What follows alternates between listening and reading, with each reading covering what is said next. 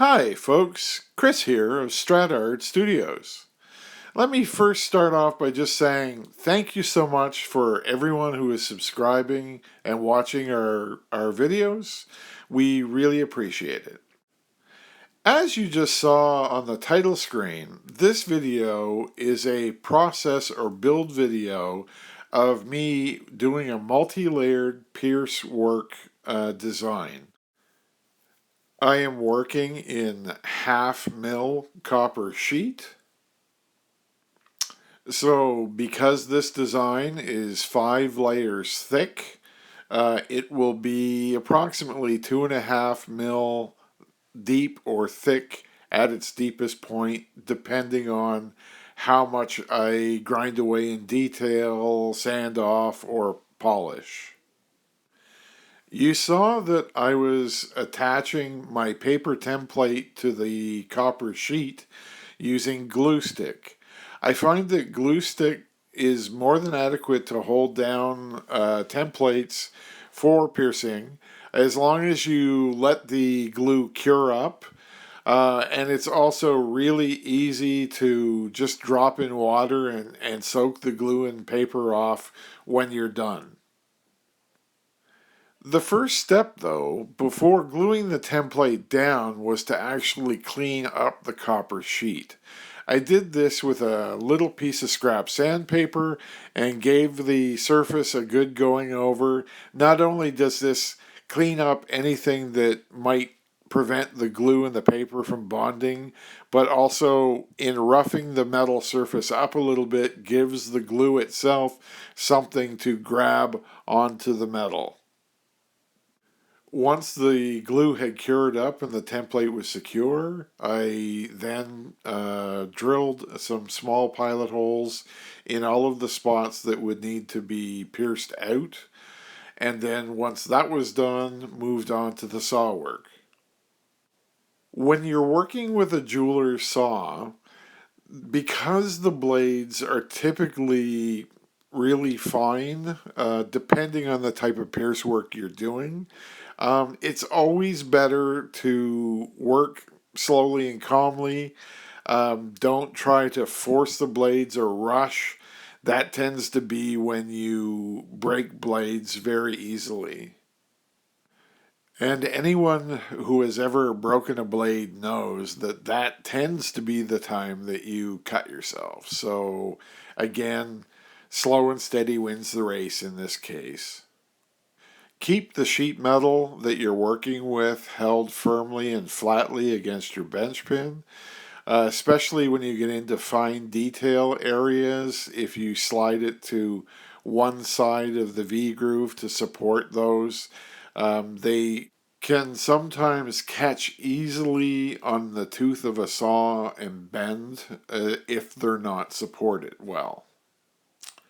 As you can see right here in this portion of the video, I'm actually going in and sawing or piercing out the small internal components of larger pieces.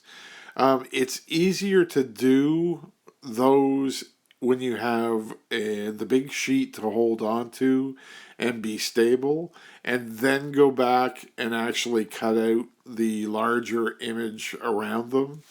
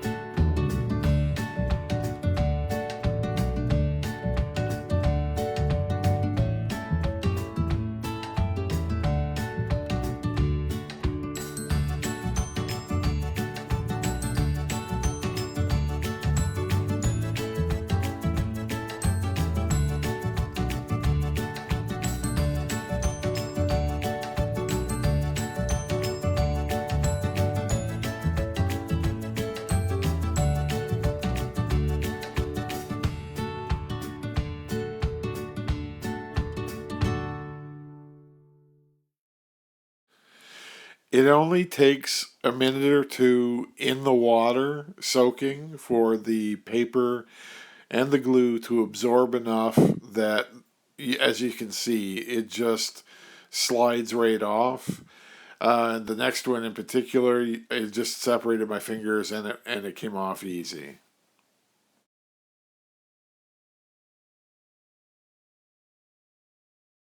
Here I'm preparing for the first solder of the first two layers. I'm actually going to sweat solder these two pieces together and then go back. I think there may have been one or two little spots that there wasn't enough solder flowed that I went and pick soldered along the edge.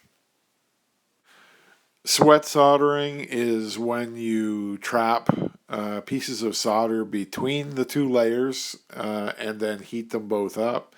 It tends to work a little easier if you have a screen or prop it up some way so you can heat from both the top and the bottom. Although, if you're careful, like what you were seeing me do, and you take your time, you can heat both of those pieces up without overheating the top layer. It just takes some time and patience. As I'm adding layers to this piece, I'm going in with files and burrs and I'm roughing out the detail of the lower levels. Stuff that once you add the next layer on may be hard to actually get in and cut detail to. Because I have cut openings in the background layers behind the flowers, I've gone in, you saw me there with a small dapping tool. I went in and I sunk the center of the first flower. I do that for actually the all three flowers as they progress up in layers. Here I am adding the next layer of flowers. Again, it's sweat solder, so there were pieces of solder cut, laid on the base, fluxed, and then the top piece over the top, the whole piece heated up, and the top basically relaxes into the main body of what you're working when the solder all melts. Again, sinking that second flower with the small dapping tool. I'm using a variety of different burrs to cut the detail into this. I use inverted cone, Kraus burrs, flame burrs, basically anything at all, depending on the shape that you're trying to cut in. Try to match it with the burr of a similar shape. When you're doing this kind of grinding with burrs, just remember that they do sometimes have a tendency to catch, grab, and skip. When this happens, you do sometimes uh, grind or cut your fingers. Don't let this scare you though. Just take your time and practice on scrap metal and other things to see how burrs and other things grab and move and cut. And the more you play, the more you practice, obviously the easier it becomes, the safer it becomes. So don't let any tool scare you, but always have a healthy respect for the tools that you're using. I'm a big fan of making things work, altering tools, altering the way you do a process, anything that you need to do to get the job done. That being said, as you saw there as I was sinking that last flower, the surface that I'm working on is actually a slab of marble that I had laying in my lap.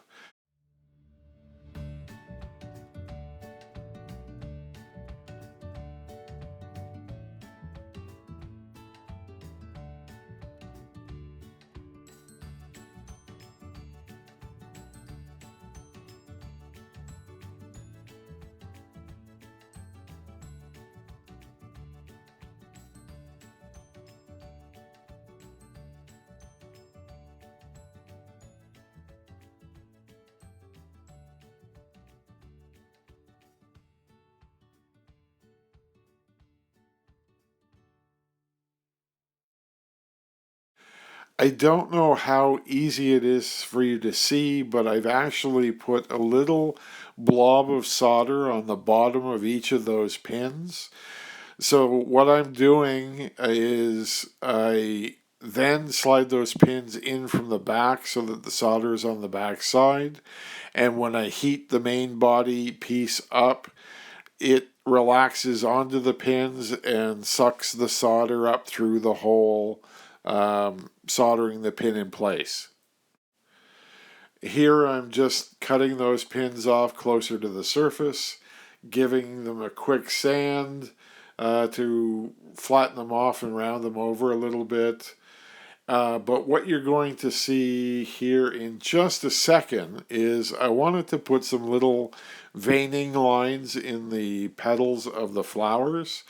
And what I did was I took a small penny nail or finishing nail, hammered the end down to a flat edge, and then filed and sanded a nice, clean, rounded end.